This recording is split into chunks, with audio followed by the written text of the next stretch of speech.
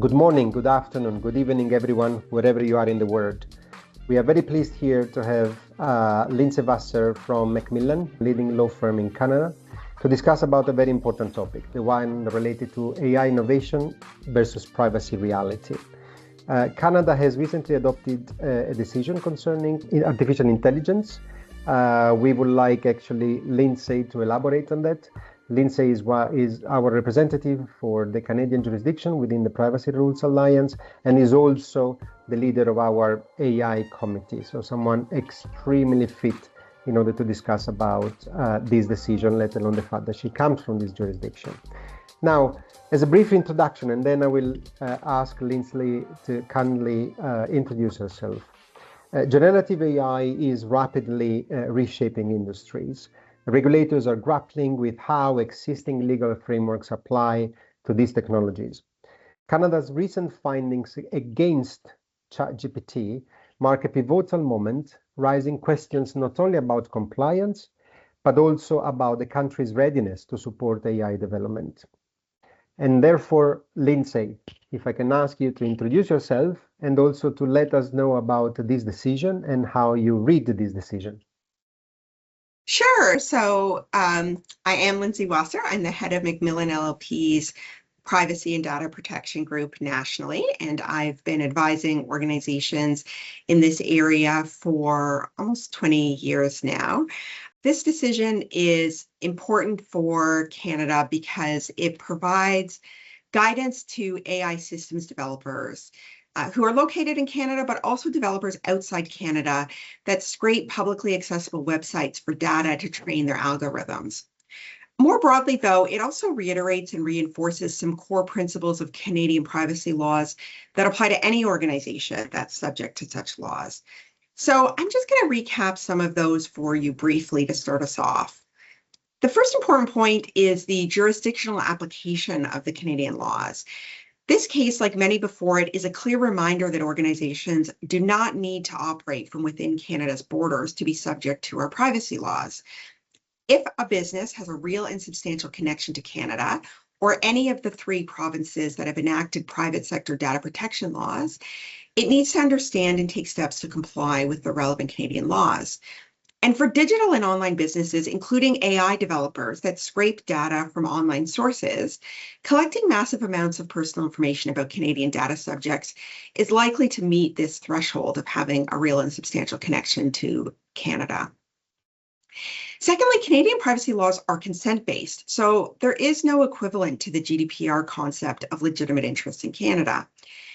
Although there are exceptions to consent requirements for certain categories of publicly available information, or in Quebec, information that by law is public, these exceptions are very narrowly prescribed and do not cover all information that's posted on the internet.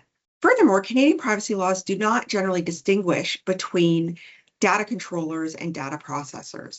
So with only a few exceptions, any organization that collects, uses, or discloses personal information must comply with all of the requirements of the legislation, including ensuring that they have consent for their own intended uses of the information. Although it's possible to rely on a third party to obtain the required consents from individuals, the organization is ultimately responsible for ensuring that this is in fact done and liable for the consequences if consent is not obtained or is insufficient. So this means that when AI developers scrape data from websites, they do need to take steps to evaluate whether individuals who posted their information or information of third parties on these sites have consented to the information being collected and used to train AI algorithms. To complicate things further, Canadian privacy laws contain data minimization requirements and require that collection of personal information must be for a reasonable purpose. So, indiscriminately scraping vast amounts of data from across the internet, including sensitive personal information and information about children, would not generally be permissible, even if it was possible for the organization to ensure that all relevant Canadians consented to this collection and use of their information. Rather, AI developers should consider and implement measures to limit the amount of personal information they collect from Canada to what's reasonable in the circumstances. In the OpenAI case, one potential measure that the Office of the Privacy Commissioner of Canada, or the OPC, approved of was the use of filtering tools that detect and mask personal information contained in publicly accessible data so that it's not used for model training. So this is something that other AI developers should also consider implementing. There are a number of other takeaways from the case as well, including cautions to AI developers about using information on social media sites to train their algorithms, given the large amount of inaccurate and biased data on such sites and the accuracy requirements under Canadian laws. There's also guidance on the use of prompts and other user interactions with chatbots for AI training purposes, including that consent is needed for this, and some other steps that are outlined by the regulators that can be taken to ensure that this practice complies with Canadian legal requirements. There's also guidance on meeting openness and transparency requirements under Canada's data protection laws, including that AI developers' privacy policies should include clear and somewhat detailed explanations of the categories and sources of personal information included in their data sets. There's also some important reminders in the case on other points, including with respect to requirements of Canadian laws related to data retention and disposal. And finally, this case is important because it highlights some key differences between the private sector data protection laws in Canada.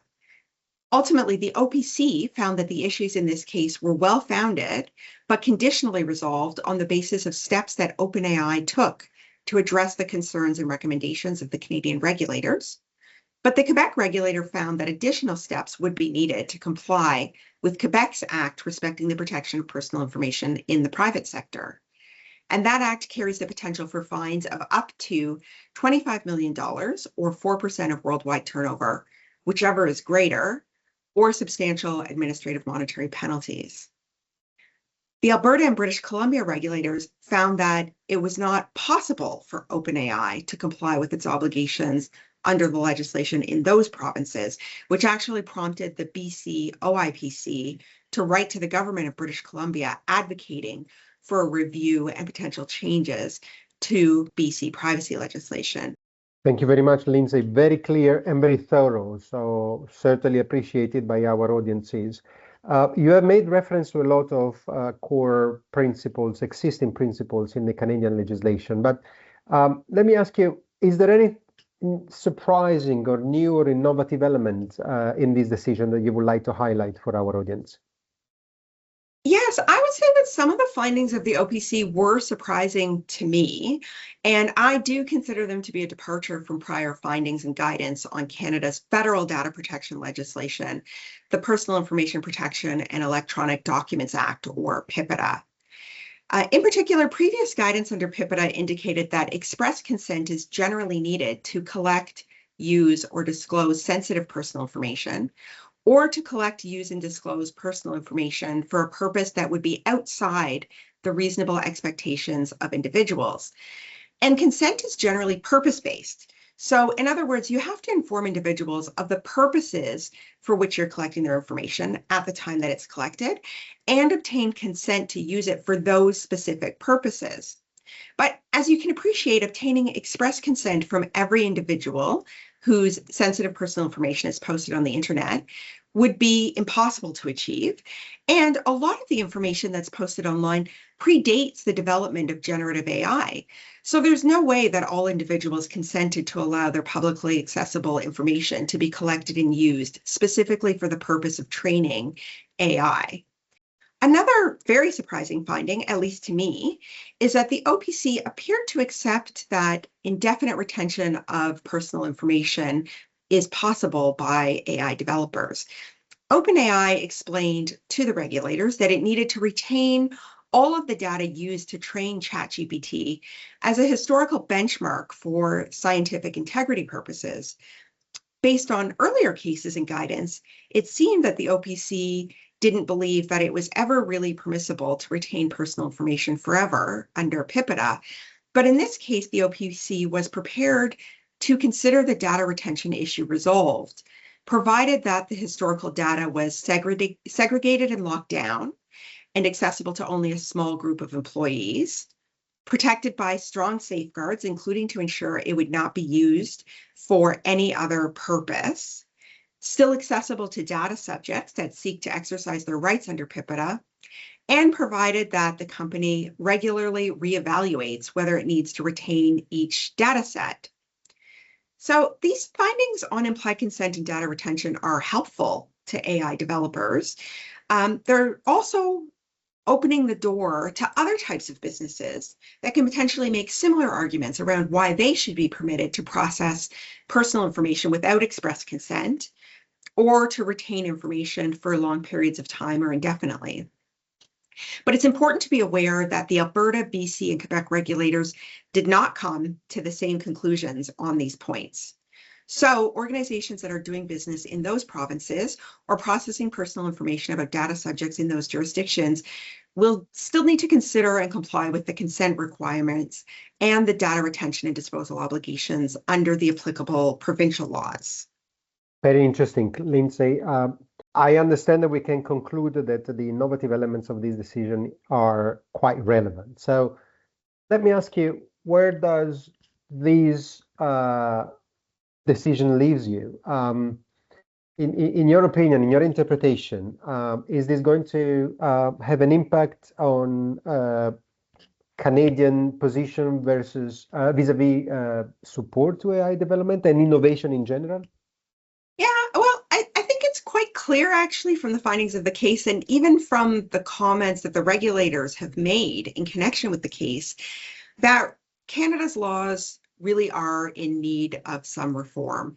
The strict consent model paired with very narrow exceptions, including when it comes to publicly available personal information, are not well designed for the modern and digital era. As I mentioned earlier, some of the privacy regulators are themselves expressing concerns about whether Canadian laws are compatible with the needs of legitimate businesses, including but not only AI developers. And even the regulators are signaling that changes are needed.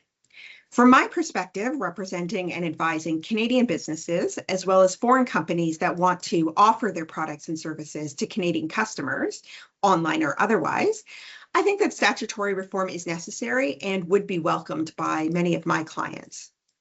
The consent model in particular causes unnecessary burdens and complications, especially when there's no recognition of the different roles that parties play in processing personal information. So for instance, when an organization is acting solely as a service provider, in my view, it doesn't make sense to impose consent obligations on the data processor. Also, you hear a lot about consent fatigue, and I think this is a real problem. When individuals are asked to consent to every collection, use, and disclosure of their information, to access any service or purchase any product that requires provision of any personal information, I think they stop reading and paying attention to what they're accepting.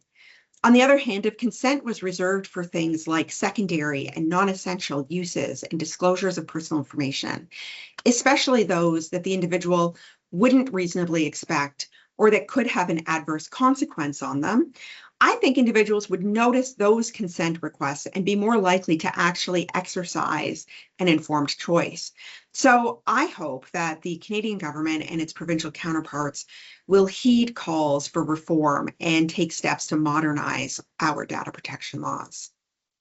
We definitely hope so too, because it goes without saying that actually the booming of artificial intelligence needs an innovative vision from the regulators worldwide, of course, not only in Canada.